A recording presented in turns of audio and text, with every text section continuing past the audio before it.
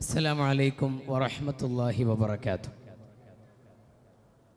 ഓരോ കാലഘട്ടത്തും ഓരോ ഫസാദുകൾ ഉണ്ടാകാറുണ്ട്. അതെ, ആ ഒരു ഫസാദായിരുന്നു ഒന്നാം സഹസ്രാബ്ദത്തിന്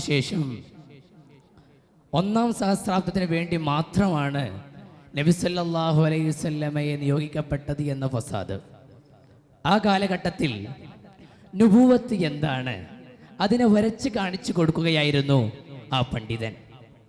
അതെ, അവരെ പറ്റിയാണ് നമ്മുടെ ചർച്ച.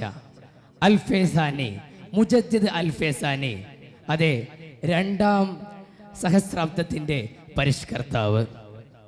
ഈ എംലിറ്റിൻ്റെ മനോഹര വേദിയിൽ എനിക്ക് ചർച്ച ചെയ്യാനുള്ളത് അവരെ പറ്റിയാണ്. ഇമാം റബ്ബാനി അൽ-ഫൈസാനി അഹ്മദ് ബിൻ അബ്ദുൽ അഹദ് മുജദ്ദിദ് അൽ-ഫൈസാനി.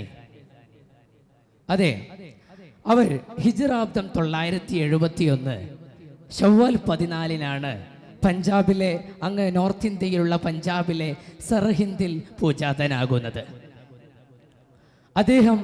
അദ്ദേഹത്തിൻ്റെ ഉപ്പ, അതെ, അബ്ദുൽ അഹദ് അൽ ഫാറൂഖി.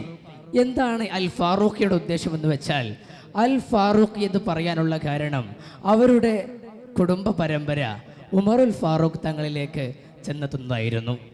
അതുകൊണ്ട് തന്നെ ആ വീര്യവും ശൂരവും അവർക്കുണ്ടായിരുന്നു. അവരുടെ മക്തൂബാത്ത് എന്ന കിതാബിലൂടെ അത് തെളിയിച്ച് കാണാം. ചെറുപ്പത്തിൽ തന്നെ ഉപ്പയുടെ ശിക്ഷണത്തിൽ ജീവിച്ച് ഖുർആൻ മനഃപ്പാഠമാക്കി ഇന്ന് പാകിസ്ഥാൻ സ്ഥിതി ചെയ്യുന്ന സിയാൽകോട്ടിലേക്ക് യാത്ര പോവുകയാണ്.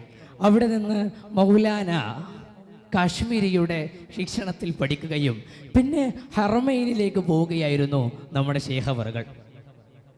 അങ്ങനെ അവിടെ നിന്ന് ഇമാമുൽ അല്ലാമ ഇബ്നു ഹജർ ഹൈതമി റഹിമഹുല്ലാഹിന്റെ അടുത്തുനിന്ന് പഠനം പൂർത്തിയാക്കുകയും വീണ്ടും നമ്മുടെ ഇന്ത്യയിലേക്ക് കടന്നു വരികയാണ്. മാത്രമല്ല, അന്ന് പഞ്ചാബ് നോർത്ത് ഇന്ത്യൻ കാലഘട്ടത്തിൽ നോർത്ത് ഇന്ത്യയിലൊക്കെ വെറും ആത്മീയ ചൈതന്യം മാത്രമായിരുന്നില്ല പണ്ഡിതന്മാരുടെ ഒരു മേന്മ എന്ന് പറയുന്നത്. ആ കാലഘട്ടത്തിൽ ത്വരീഖത്ത് എന്ന് പറയുന്നത് വളരെ പ്രാധാന്യമുള്ളതായിരുന്നു. അതുകൊണ്ട് തന്നെ സമൂഹത്തിലേക്ക് ഇറങ്ങി പ്രവർത്തിക്കണമെങ്കിൽ ത്വരീഖത്തിൻ്റെ പ്രാധാന്യം വളരെ വലുതാണ്. അതുകൊണ്ട് തന്നെ നമ്മുടെ ശൈഖവറുകൾ സ്വീകരിച്ചിരുന്നു നക്ഷബന്ദി ത്വരീഖത്ത്. അതുകൊണ്ട് തന്നെ അവരുടെ പേരിൽ നമുക്ക് കാണാൻ സാധിക്കും അൽ നക്ഷബന്ദി എന്ന്. അങ്ങനെ അദ്ദേഹം ജീവിതത്തിൽ ഒരുപാട് ഇൽമ് കരസ്ഥമാക്കുകയും അതുപോലെ തന്നെ ജീവിതത്തിൽ എവിടെ എന്തു പ്രശ്നങ്ങളുണ്ടെങ്കിലും എല്ലാറ്റിലും ഇടപെടുമായിരുന്നു നമ്മുടെ ശൈഖവറുകൾ. അങ്ങനെ തൻ്റെ വിപുലമായ ജീവിതത്തിൽ ഇസ്ലാമിന് വേണ്ടി പോരാടുന്ന ജീവിതത്തിൽ അദ്ദേഹം ആഗ്രയിലെ ഗോളിയാർ ജയിലിൽ കുറച്ചു കാലം കിടക്കേണ്ടി വന്നിട്ടുണ്ട്. അത് ചരിത്ര പ്രസിദ്ധമായ ഒരു കാര്യം തന്നെയാണ്. അതിനെ ചരിത്രകാരന്മാർ രേഖപ്പെടുത്തുന്നത് കാണാം. തോമസ് അർണോൾഡ്സ് എന്ന് പറയുന്ന ഒരു ചരിത്രകാരൻ അദ്ദേഹത്തിൻ്റെ പ്രീച്ചിങ് ഓഫ് ഇസ്ലാം എന്ന കിതാബിലൂടെ എഴുതുന്നത് കാണാം. നൂറുകണക്കിന് ബിംബ ആരാധകരെ ഇസ്ലാമിലേക്ക് കൊണ്ടുവരികയായിരുന്നു സർഹിന്ദ് അവറുകൾ.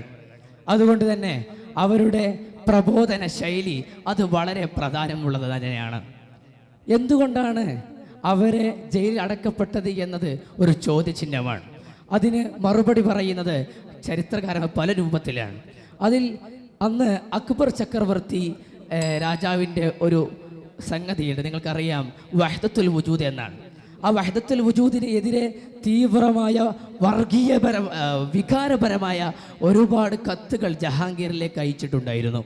ഇത് കണ്ട് ഷീഈസത്തിൻ്റെ ഫസാദ് കാരണം അവർ ഷീയത്തിനെതിരെ സന്ധിയില്ലാതെ പോരാടിയ മഹാനവറുകളെ കൊടുക്കാൻ ഷീയത്തിൻ്റെ പരിപാടിയായിരുന്നു അത് എന്ന് നമുക്ക് പിൽക്കാലത്ത് മനസ്സിലാക്കപ്പെട്ടു.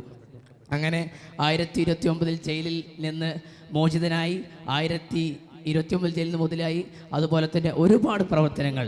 അദ്ദേഹത്തിൻ്റെ മക്തൂബാത്ത് എന്ന കിതാബ് വളരെ പ്രസിദ്ധമാണ്. ഇമാം ഖസാലിയുടെ ഇഹ്യാ ഉലൂമുദ്ദീൻ പോലെ വളരെ പ്രസിദ്ധമായൊരു കിതാബാണ് മക്തൂബാത്ത്. അത് തസവുഫിലുള്ള കിതാബാണ്. അങ്ങനെ 1034 സഫർ 27 തൻ്റെ സേവകനെ വിളിച്ചു വരുത്തി പറഞ്ഞു, ഇന്ന് ഈ ദിവസം കൂടി എന്നെ സേവിച്ചാൽ മതി, നാളെ ഇൻഷാ അല്ലാഹ് ഞാൻ എൻ്റെ അള്ളാഹുവിനടുക്കിലേക്ക് പോവുകയാണ്. അങ്ങനെ 1034 ഹിജറാബ്ദും 1034 സഫർ 27 സർഹിന്ദിലെ ആ മഹാപണ്ഡിതൻ, ഇതേ നോർത്ത് ഇന്ത്യയിലെ മഹാപണ്ഡിതൻ നമ്മിൽ നിന്ന് വിട പറഞ്ഞു പോയി. അവരുടെ ബർക്കത്ത് കൊണ്ട് നമ്മുടെ ഇൽമിലെല്ലാം ബർക്കത്തുണ്ടാകട്ടെ എന്ന് മാത്രം പറഞ്ഞ് അസ്സലാമു അലൈക്കും വറഹ്മത്തുള്ളാഹി.